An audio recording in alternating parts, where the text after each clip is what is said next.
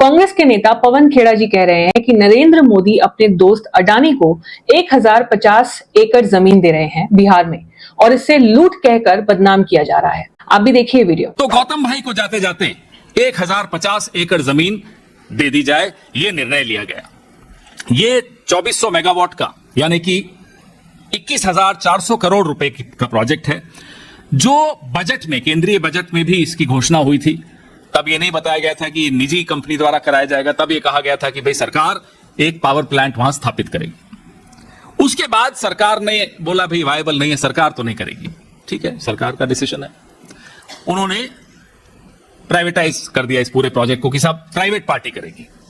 Bidding हुई, bidding में गौतम अडानी को मिला। आप हैरान तो नहीं हुए होंगे, मैं भी हैरान नहीं हुआ, गौतम भाई भी हैरान नहीं हुए होंगे, और जिनको नहीं मिला वो भी हैरान नहीं हुए। कहानी यहां नहीं खत्म होती। कहानी सिर्फ पेड़ों की नहीं है, कहानी सिर्फ जमीन की नहीं है, कहानी सिर्फ ये रोते हुए किसानों की नहीं है। कहानी ये है कि बिहार की जमीन पर बिहार के पैसे से बना हुआ प्लांट, बिहार के कोयले से बनी हुई बिजली बिहार के लोगों को 6 रुपए प्रति यूनिट में बेची जाएगी। यानी कि मेरी और आपकी चमड़ी उतार के, उसका जूता बना के मुझे वापस बेचा जा रहा है, आपको वापस बेचा जा रहा है। ये वो कहानी। लूटने के बाद डबल लूट, ये सब प्रधानमंत्री के दोस्त होने का उनको लाभ मिला। सारी खुदाई एक तरफ और गौतम भाई एक तरफ। ये हो रहा है बिहार में। लेकिन सच क्या है, पॉइंट बाय पॉइंट इसे समझते हैं। सबसे पहली बात, ये प्रोजेक्ट एक 2400 मेगावाट का पावर प्लांट है जिसका बजट है 21,400 करोड़। सोचिए, इतना बड़ा इन्वेस्टमेंट बिहार जैसे स्टेट में हो रहा है जहां कई दशकों तक इंडस्ट्रीज ही नहीं आई थी। India's growth story depends on electricity that never fails and never becomes unaffordable. Adani Power is stepping in with a 26,500 crore rupee investment to build a 2,400 megawatt power plant, one of the biggest in Bihar's history.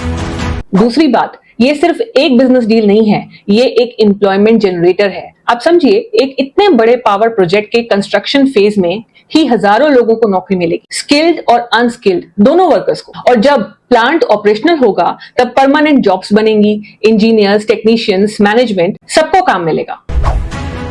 This means steady power for 25 years, more than 15,000 jobs and a boost to Bihar's economy.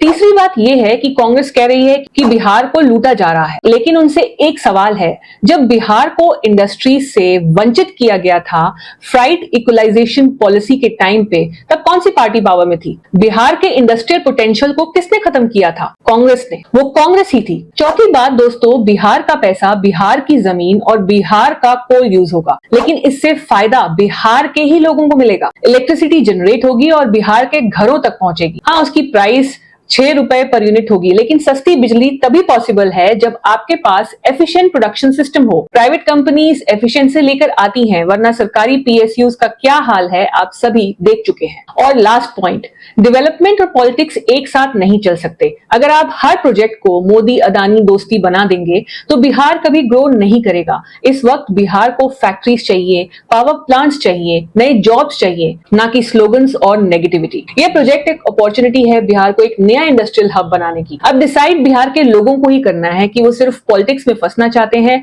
या growth की तरफ बढ़ना चाहते हैं। अगर आपको ये video पसंद आए तो इसे लाइक, शेयर और चैनल को सब्सक्राइब जरूर कीजिए। जय हिंद।